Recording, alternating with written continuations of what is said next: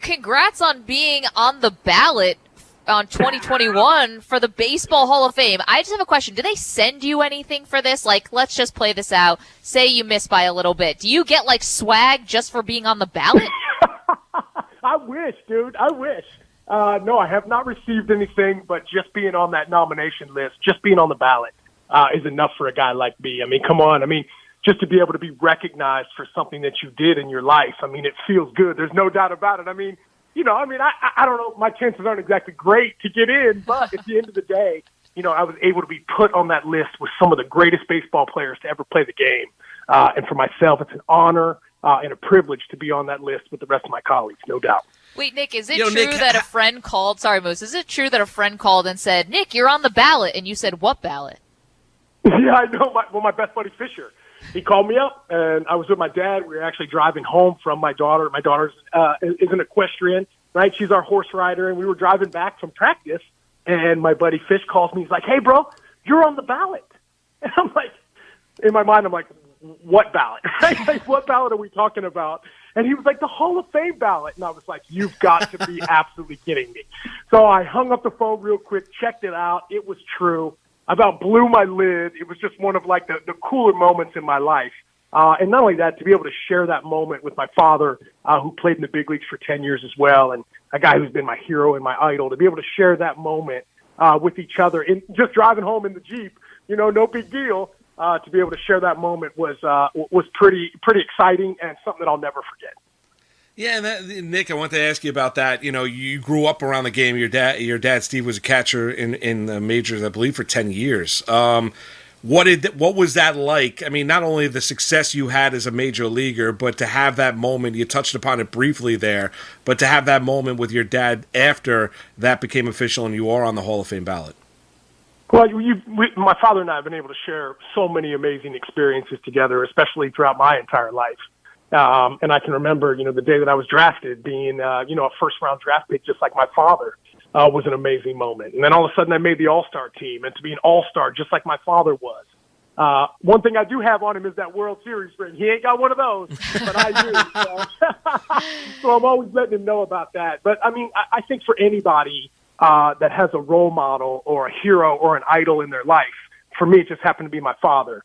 So to be able to share that moment was extra special. And then to be able to come home and share that with Joe, my daughters, I don't even think they know I played baseball at some point, so to be able to kind of share that with my wife, Joe, and my dad and my entire family and my friends, like I said, something that I'll never, ever forget and something that I'm completely humbled by for sure.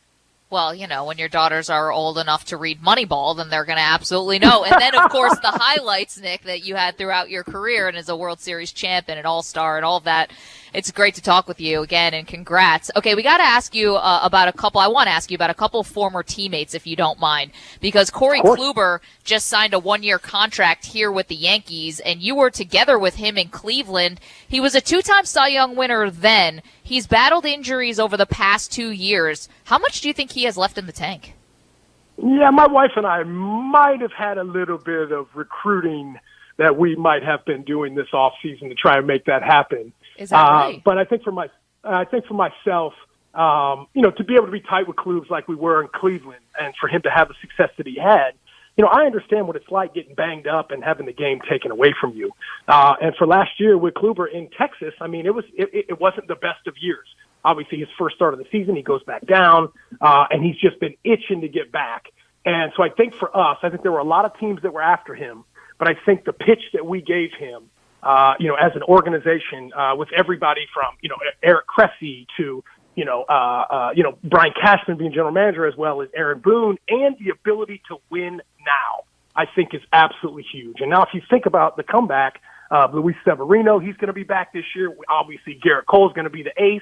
But to be able to slot somebody in that rotation, somebody like a Corey Kluber, who has had success, 2 trophies to his name, 2 Cy Youngs, to be able to rub off on the younger guys like Garcia or even, Clark Schmidt coming on, for somebody like Corey Kluber to walk in and be that guy, almost like a DJ LeMahieu type player as a pitcher, for him to go about his business the way that he does is amazing and huge for the organization. I still think he's got a lot left in the tank, definitely a couple more years, and I could not be more excited about that sign. That could be, that low-key, huge sign of the offseason. I think he's going to be a difference maker in our rotation. Nick, what was the biggest concern that Corey had about pitching for the Yankees? I don't think he had any concerns. I think it was just, giving him a little insight on exactly how the organization is run, the people that are in it. And like I told him, you look at the Yankee organization from the outside, it's one thing. But if you're part of the family on the inside, it's a completely different vibe. And so I think for us to be able to be lucky enough to have somebody with that sort of talent, those trophies to his name, had that much success in his career, we are blessed and lucky to be able to have a guy like Corey Kluber in our rotation. He's going to help the younger guys. He's also going to produce on the field. We're always kind of talking about how the Yankees need another starting pitcher.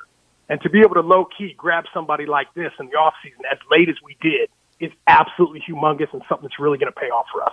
Well, Nick, how aggressive were these recruiting calls by you and your wife? It's a lot easier to listen to somebody who's been there and done that rather than somebody who hasn't been there at all. And so for me to be able to just kind of share my experiences with him, I think were absolutely humongous. And obviously, being able to be a special advisor, I could not be more happy to be able to make phone calls like that, right?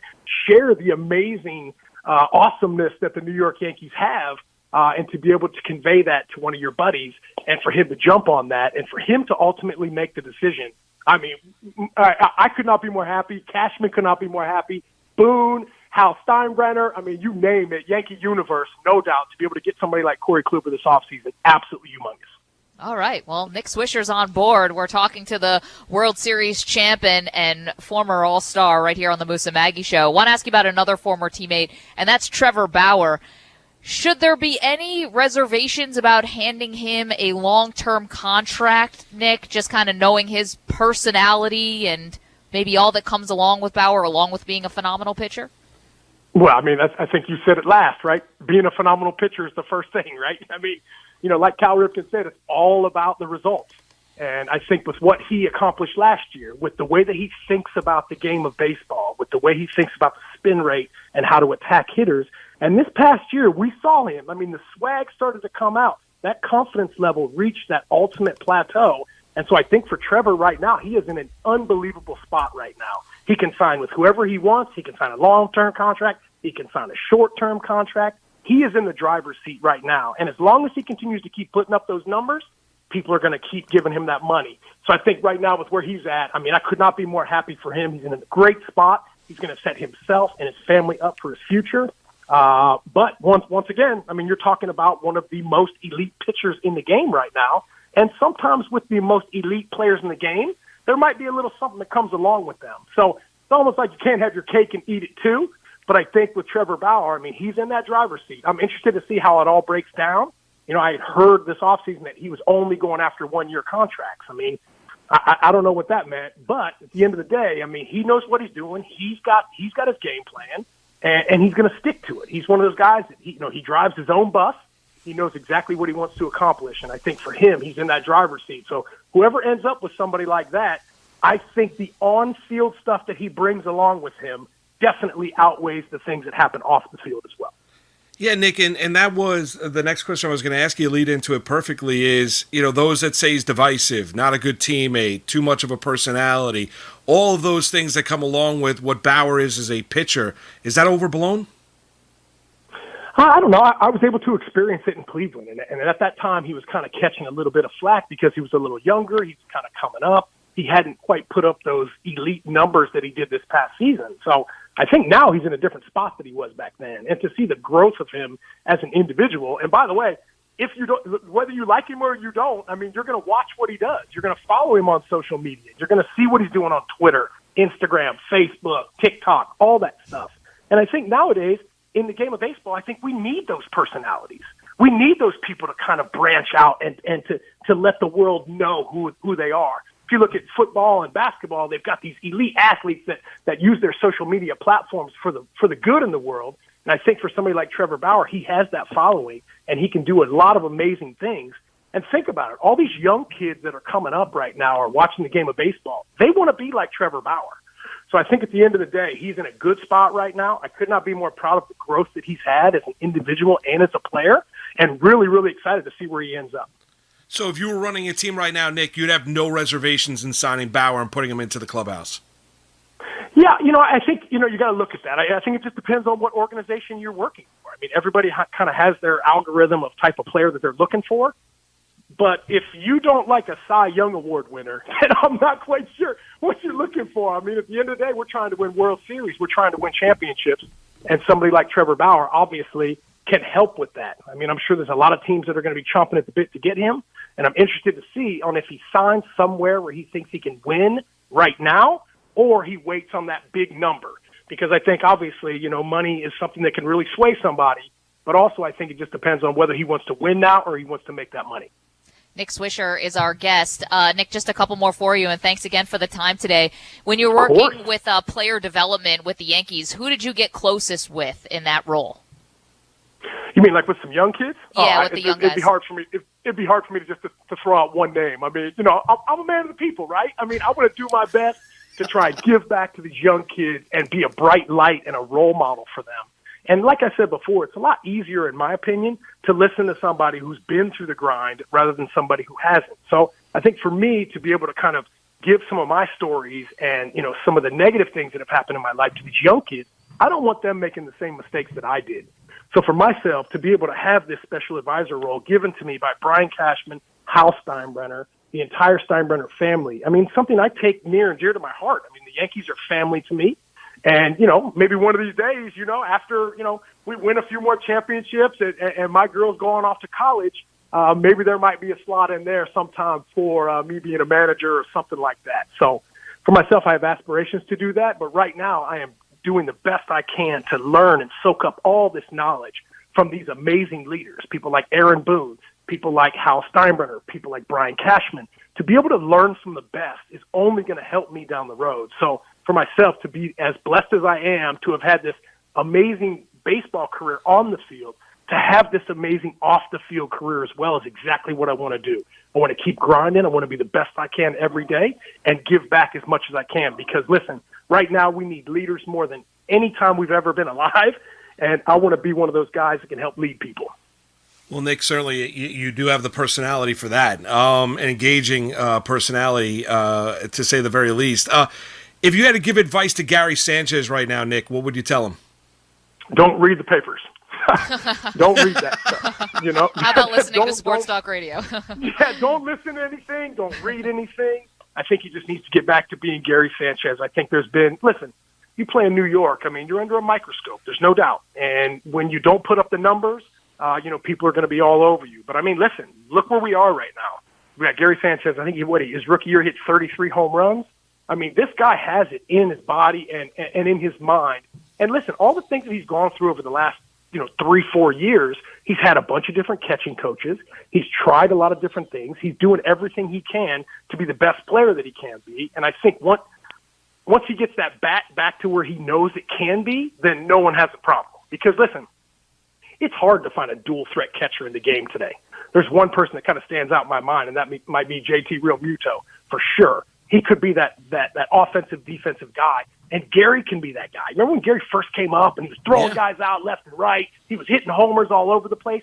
We know that he has that in there, and that's what we want him to bring out. So if I could give any advice to my boy Gary, I'd be like, bro, be you. Don't worry about what people say about you.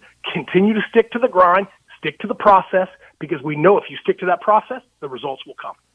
Nick Swisher. Nick, we understand that you're doing partnering with Allergy Home Free, ALK.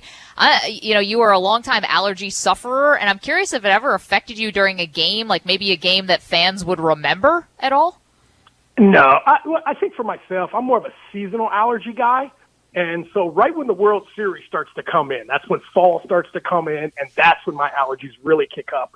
So for myself and my wife, Joe, to be able to team up, with allergyhomefree.com was absolutely fantastic. It's a great website. It gives you so much information as well as the Clarify app. Clarify with a K. I'm telling you, there's so many people out there that don't ever talk about allergies, and it's not exactly a sexy thing to talk about, but I know there's a ton of people out there that suffer just like I did. So if I can help somebody else get rid of their allergies like I have, hey, listen, allergies should never slow you down from living your life and being everything that you want to be. So for myself to have the knowledge that I have now I have a great game plan moving forward of exactly how to attack my allergy problems. Last one for you, and it has to do with body, self-care, all of that, because, the Yankees have had some injury troubles over the last couple years. They've really been tested in that area.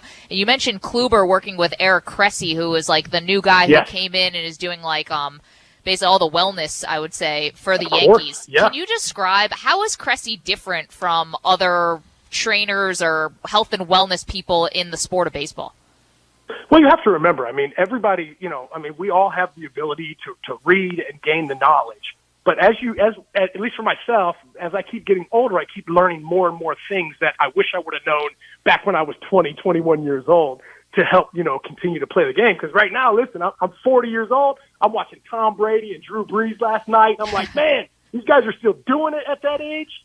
So for me to be able to be around somebody like Cressey, watch how he works with the guys, I think the one thing that I really appreciate most is the communication, right? He talks to these guys enough to give them the best game plan moving forward. And I know Kluber works with him and he loves him. I know there's a bunch of big league guys that work with him as well. So for us to be able to have somebody like an Eric Cressey in our locker room helping our guys every single day, I think is absolutely crucial. Keep our guys on the field, then we have more of a chance to bring home that World Series that's been eluding us for the last, 10, 11 years.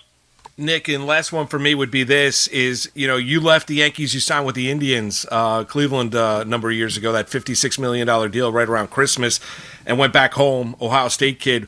What was your reaction to seeing Cleveland having to trade a Lindor, him ending up with the Mets, what that means for Cleveland baseball and what that means for the Mets? Well, once Steve Cohen took over the Mets, he said he was going for it, and that's exactly what he's doing. He's brought over some great players. But I think for myself to be able to spend that time in Cleveland, in my mind, and this is no knock on Cleveland, I feel like Cleveland had their run. They had the opportunity to win their championship, and it just eluded them a little bit. Obviously, Game 7, we all remember what happened, in Cleveland against the Cubs. But I think with where they are, don't sleep on the guys that Cleveland got back for Carrasco and Lindor, right? These young players are going to be great players moving forward, and Cleveland is not stopping. Listen, you got Shane Bieber still in the lineup. Let's be honest. These guys have the pitching. They have the knowledge to do what it takes. The only thing that I'm interested to see is now the Chicago White Sox are making a run, and I'm interested to see how that AL Central is really going to shake down this year. It's going to be a battle. There's no doubt about it. But listen, I'm a Tribe fan. I'm a Yankee fan. I'm an Oakland A's fan. So I think just in general, I think that I wish them nothing but the best of luck. Antonetti, he knows exactly what he's doing. He wouldn't have made that trade if he didn't think it was good for the organization. And so I think for them, it might be a little bit of a rebuild, but at the end of the day, they will definitely compete, no doubt. Nick Swisher, champion with the Yankees, ran through the teams they played for, now on the Hall of Fame ballot here in 21 for Major League Baseball. Hey, Nick, we appreciate it. Continued success with working with AllergyHomeFree.com, all the work there, and being a special advisor with the Yankees as well. We appreciate the time this afternoon. You guys are great. Moose, Maggie, no doubt. Happy New Year, guys. Go Yankees. There you Nick, thanks a lot. Listen, I love that Nick wants to be a manager. That's great because managers today, along with the in-game moves, although we can debate who's got their hand in those moves, you need a positive influence. You need a good communicator, someone to bring everybody together and pull in the right direction. There's no doubt that Nick could do that. Oh, no question. We'll get into the Yankees edition of Corey Kluber. You heard what Nick had to say, and that he and his wife were actively Do you have to sell the aggressive Yankees to in people? recruiting Corey Kluber to the Yankees. We'll get into that and more when we return. It's Moose and Maggie right here, the Fan in New York.